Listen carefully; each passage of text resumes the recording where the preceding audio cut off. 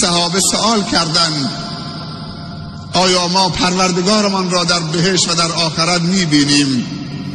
پیامبر صلی الله علیه و سلم در جواب فرمودند سترون ربکم کما ترون القمر لیلة البدر لا تضامون فی رؤیته.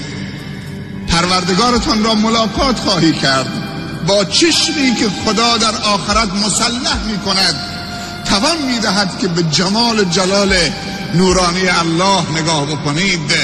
خود خداوند در آخرت چشم بندگان نیکش را توان می بخشد، مسلح می کند که بتواند از دیدار الله در بهشت لذت ببرد. سترون ربکم کما ترون القمر لیلة البدر لا تضامون فی رؤیته. ربتان را میبینید، ملاقات خواهید کرد، دل و دیدتون منور خواهد شد.